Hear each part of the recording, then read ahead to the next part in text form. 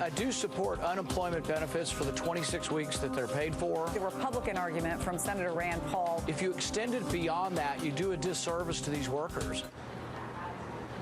My mouth dropped open when I heard that. Part of this perpetual unemployed. It's the unemployment insurance that creates the, quote, dependency. It actually does a disservice to the people you're trying to help. That is a ridiculous argument. Part of this perpetual unemployed. Perpetual unemployment, and we can't afford it. It's about $25 billion that no one was talking about. Two arguments, really, that we've heard from Republicans. The whole 47% thing clearly has not made a dent. 47% to them wasn't a gap, it's a belief. Will Congress act to help over 1 million Americans? These are people we know, and they include 20,000 veterans. While it seems good, it actually does a disservice to the people you're trying to help. He just wins my Scrooge Award of the Year. The whole 47% thing clearly has not made a dent.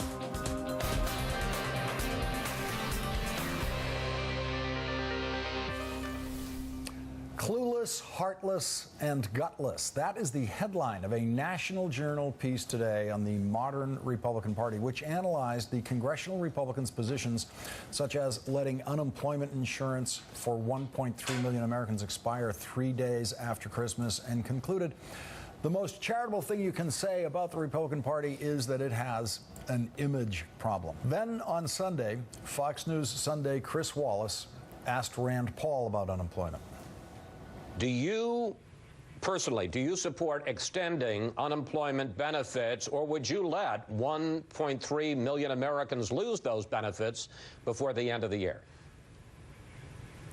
I do support unemployment benefits for the 26 weeks that they're paid for. If you extend it beyond that, you do a disservice to these workers. There was a study that came out a few months ago, and it said if you have a worker that's been unemployed for 4 weeks and on unemployment insurance and one that's on 99 weeks, which would you hire?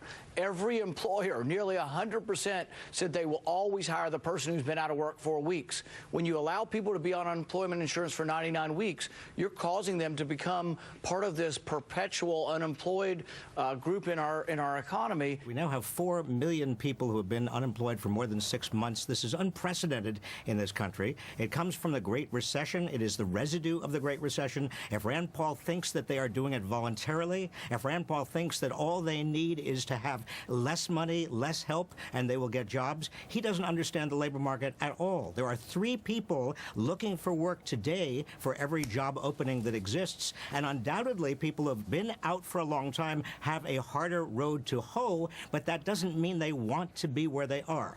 And this is one of the conservative shibboleths, you know, that somehow they have in their minds, these conservatives, these radical Republicans, the idea that poor people, unemployed people, need less money in order to have the right incentives, while rich people need more money in order to have the right incentives. This is where libertarianism gives libertarians an easy answer that they never, ever have to think about.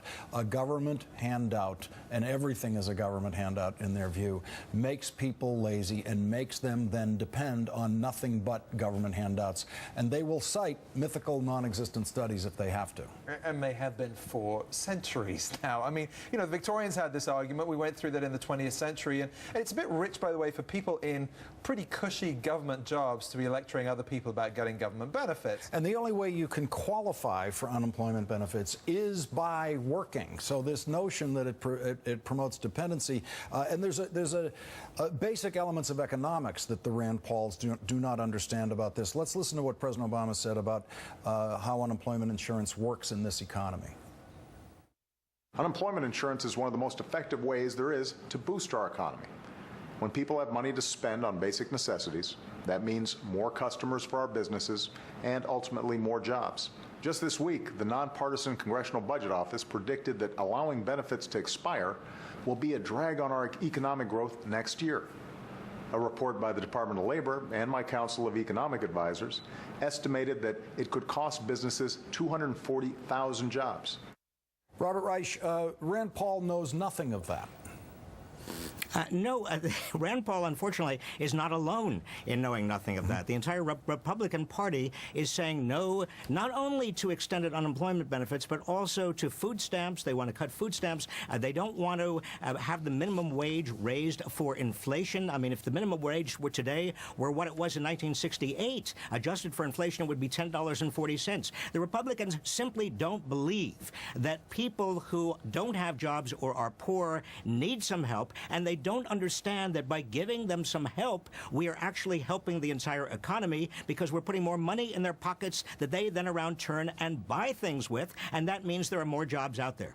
The energy of the economy is dependent on the spending capacity within that economy. Paul Krugman tried to drive home this lesson in his column, saying employment in today's American economy is limited by demand, not supply. Businesses aren't failing to hire because they can't find willing workers. They're failing to hire because they can't find enough customers, and slashing unemployment benefits, which would have the side effect of reducing incomes and hence consumer spending, would just make the situation worse. And Richard Wolff, I have not heard a conservative or a libertarian in Congress address that economic principle. You know, this is a classic demand problem in this economy right now. It is getting better. We saw the unemployment numbers tick down and the monthly payroll numbers tick up. But you know, it's astonishing when you look at the people who were responsible for this financial collapse, who have profited enormously from the rebound in the economy. The Republican argument is that they need more money in their pockets. They don't go out and spend that money. They go out and put it into tax shelters, and they go out and invest it, which is great. But on a dollar-for-dollar basis, the money that goes into food stamps and unemployment benefits goes right back in the economy because people who have them need to spend. John Boehner and much of the rest of the Republican Party really do believe that somehow the job creators in this country are the rich, the people who run corporations, the people who are on Wall Street. But the fact of the matter is that the job creators in America are the middle class and the poor, people who, because they buy things, create incentives for businesses to create more jobs. If the middle class and poor don't have enough purchasing power, if actually inequality is out of control, as it is right now, if we are cutting benefits for the poor, food stamps, Medicaid, if governors say they won't even extend Medicaid, if we are actually saying no to extended unemployment benefits, what we are doing in effect is making the entire economy less effective. We are making sure that businesses will not create new jobs because there's not enough demand out there for the goods and services that businesses could create. We are creating a vicious cycle in this economy, and we are perpetuating a terrible, slow recovery that is actually just a hair's breadth away from another recession. That's what they are buying. Maybe that's what they want. Democrats have given some signals that they are willing to sign off on some sort of budget agreement without extended unemployment benefits for these 1.3 million people. All the Democrats have to do is even suggest that, and that's enough ammunition for conservative Republicans and Tea Partiers to say, well, we will be able to get a budget agreement and get military spending back on track. We don't need to worry about the unemployed.